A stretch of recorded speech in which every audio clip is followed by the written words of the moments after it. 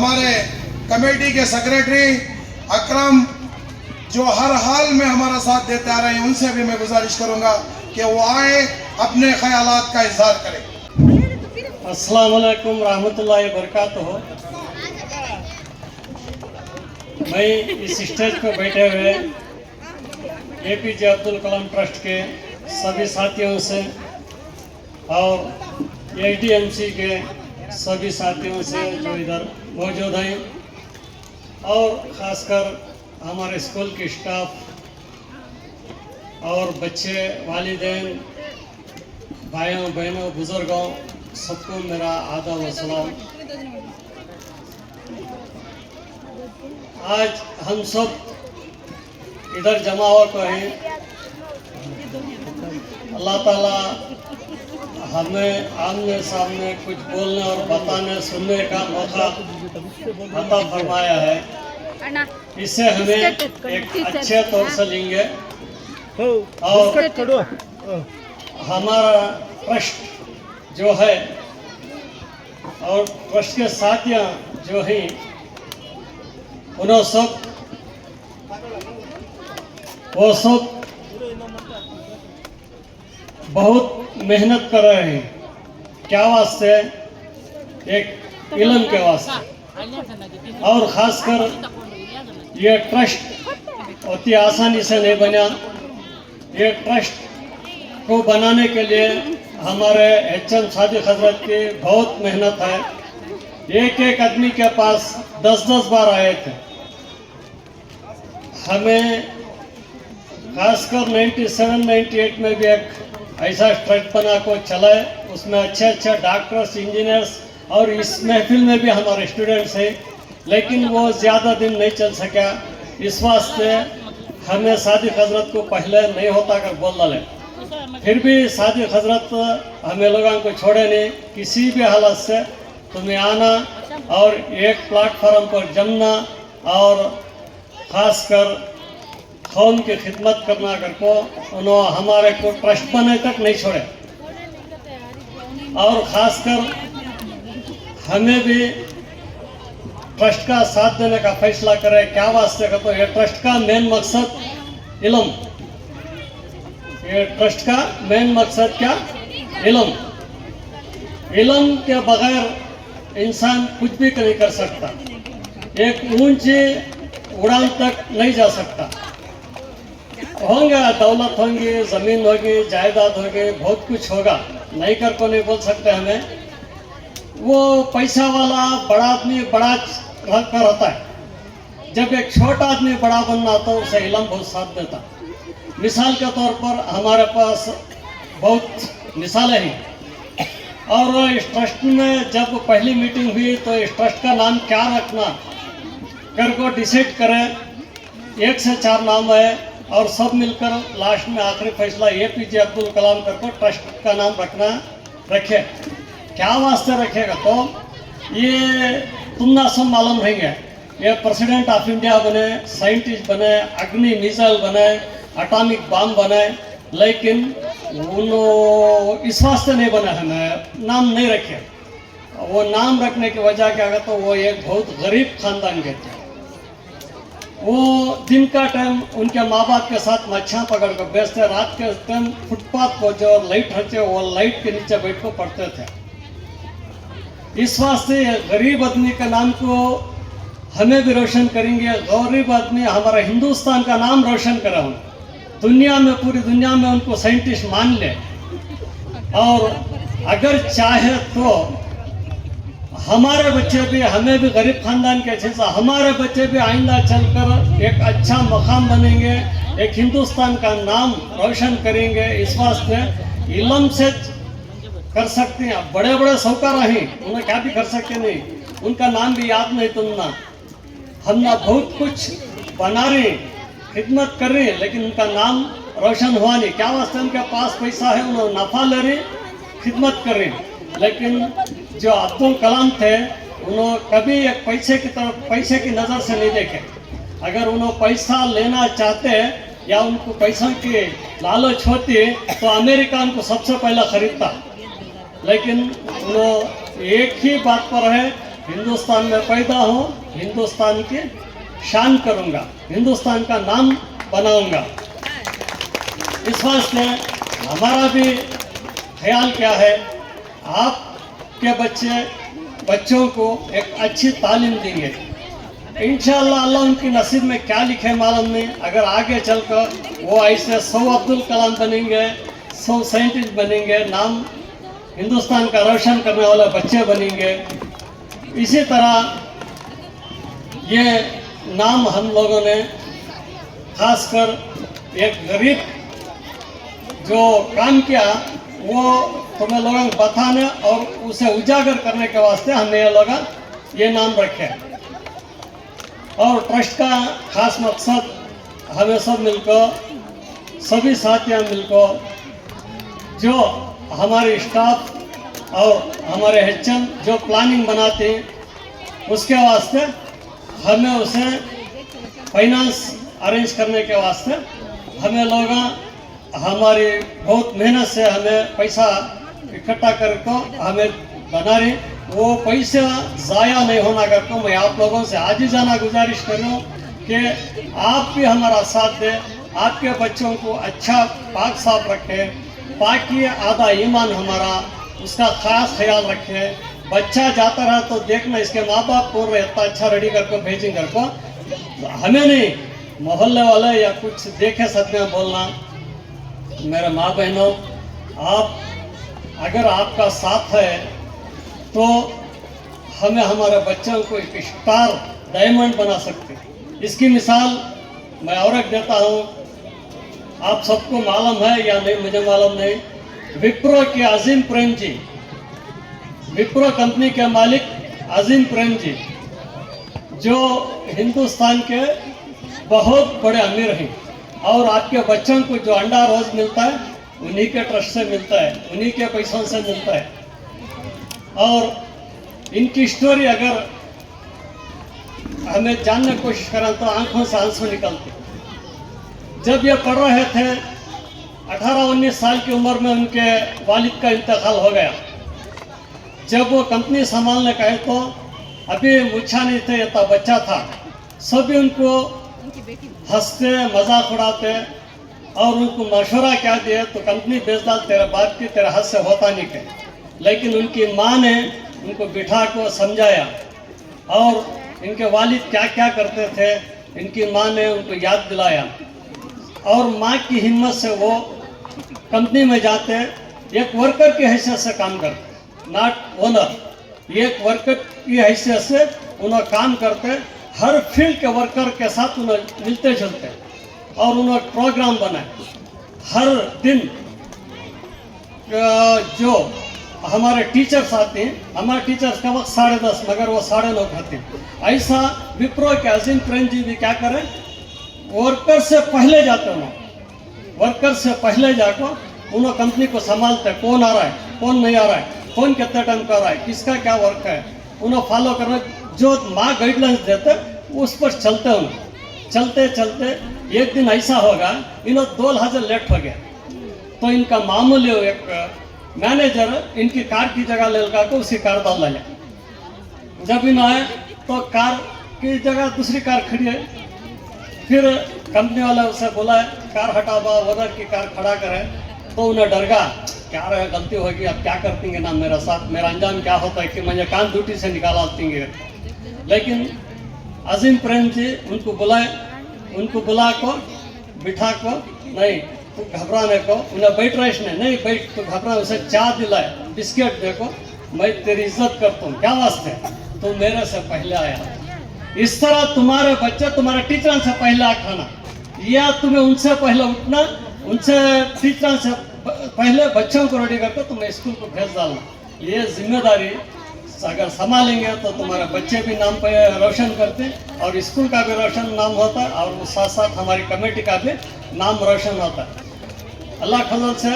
उसके बाद उनकी कंपनी हिंदुस्तान की टॉप 1 कंपनी बनी। हिंदुस्तान की टॉप 1 कंपनी बनने के बाद उन्होंने जो सोशल वर्क पर पैसा खर्च करना शुरू करे, अल्लाह के फजल से हज़ारों स्कूल्स को, लाखों बच्चों को रोज़ एक अंडा दे रही।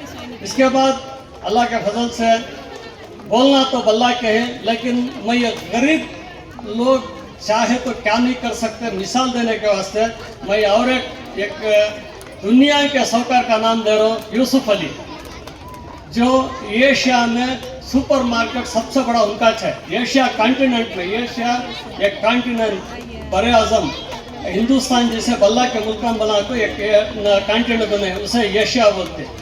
एशिया का सबसे बड़ा शॉपिंग मॉल यूसुफ अली का है। यूसुफ अली कौन? केरला का एक आदमी, उसे जुनून था मैं बड़ा बनना कर। जब उन्हें बड़ा बनने के वास्ते यहाँ काम मिला नहीं तो दुबई चल गया।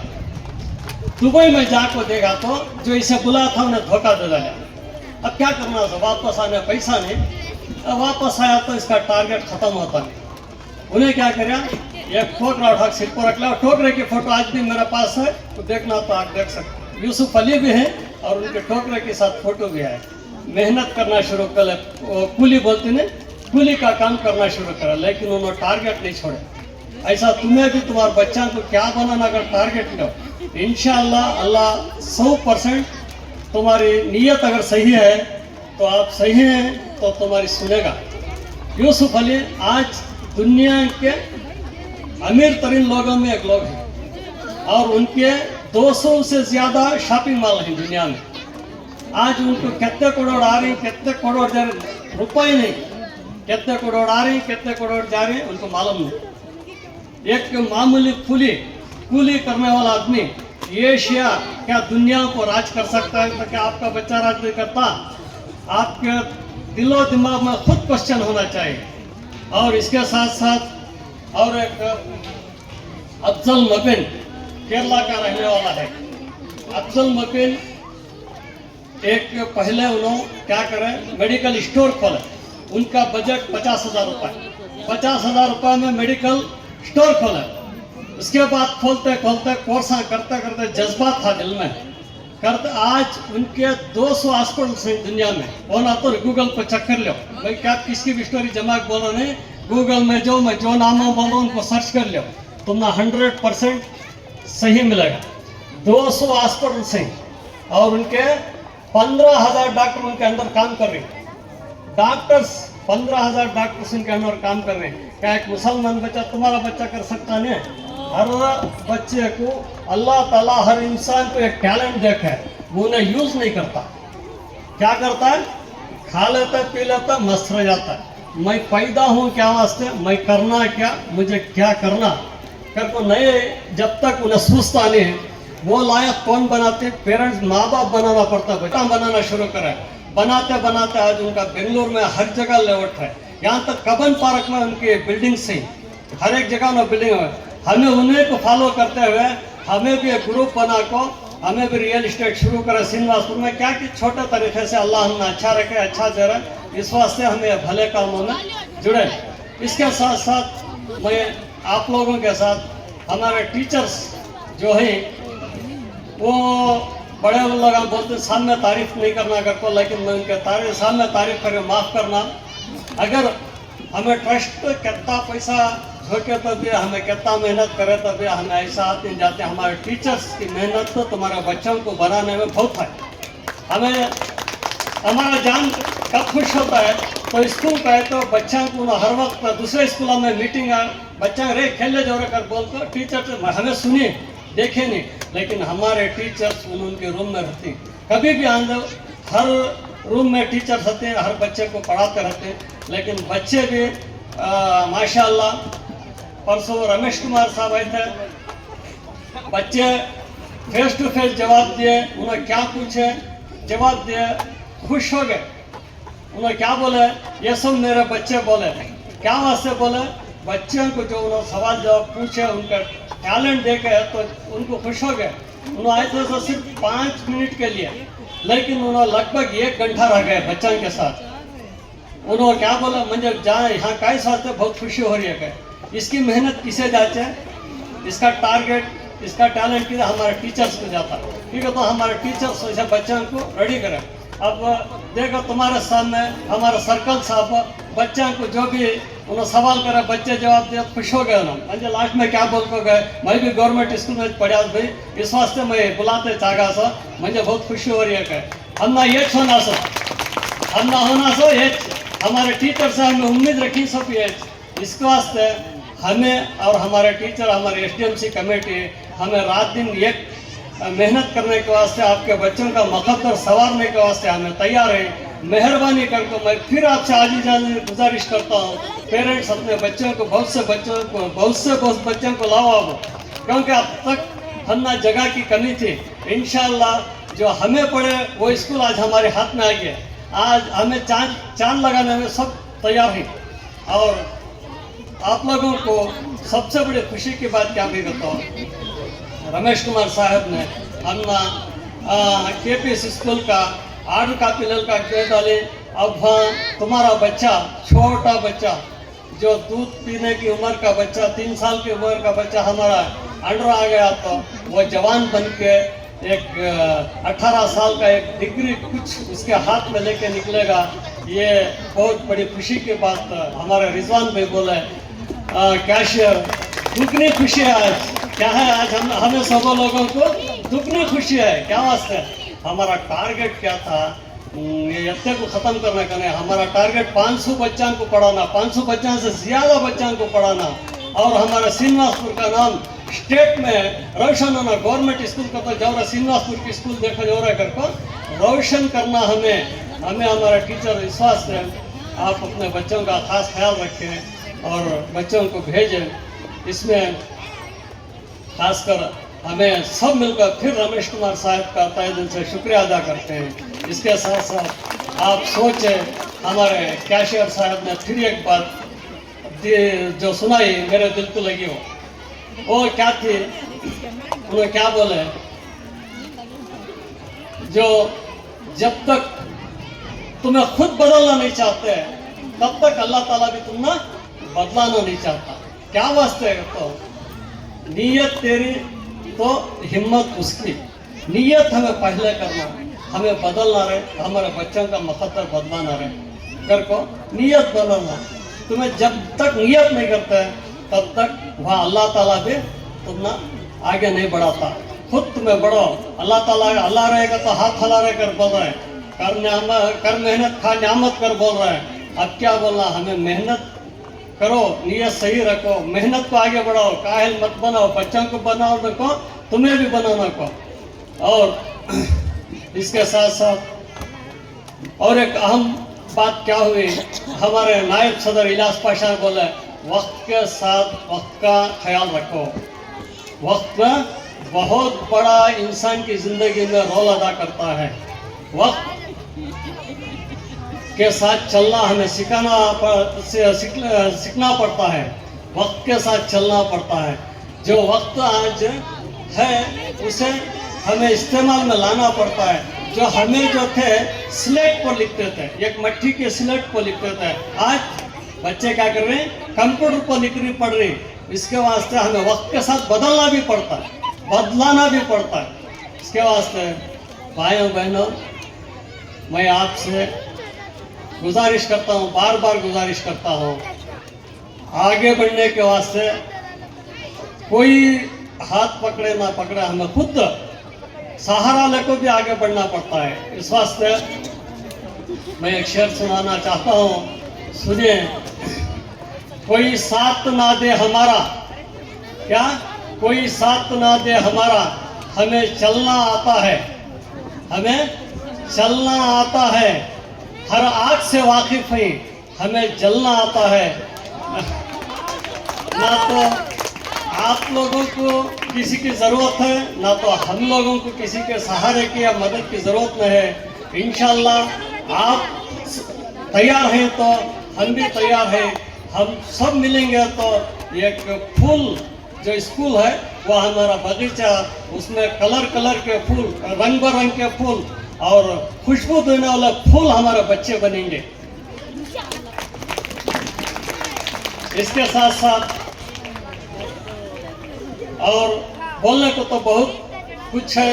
आज श्रीनिवासपुर में उर्स है इस वास्ते हमें ज़रा जल्दी प्रोग्राम ख़त्म करना चाहते हैं।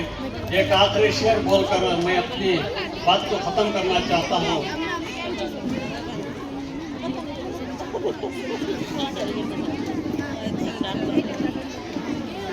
हजारों तमन्नाएं हैं दिल में, सुनो गौर से सुनो, एक बात सुन लो। हजारों तमन्नाएं हैं दिल में, हमारी तो बस यही तमन्ना है, ये स्कूल हजारों साल चले, इसके सिवा कोई तमन्ना नहीं है। बस अस्सलाम वालेकुम, मेरी दो बात खत्म करते हुए इन अंदाज में प्रोग्राम होने जा रहे हैं। हमारे सेक्रेटरी ने ऐसे मिसालें पेश की जो अपनी जिंदगी में बच्चे भी उसे अपना कर आगे बढ़ने के लिए एक जरिया है। और आखिर में उनकी एक ख्वाहिश है कि ये जो स्कूल है हजारों साल चले और यहाँ के बच्चे आगे बढ़कर आगे एक अच्छा मुकाम हासिल करें। तो बहरहाल मैं सेक्रेटरी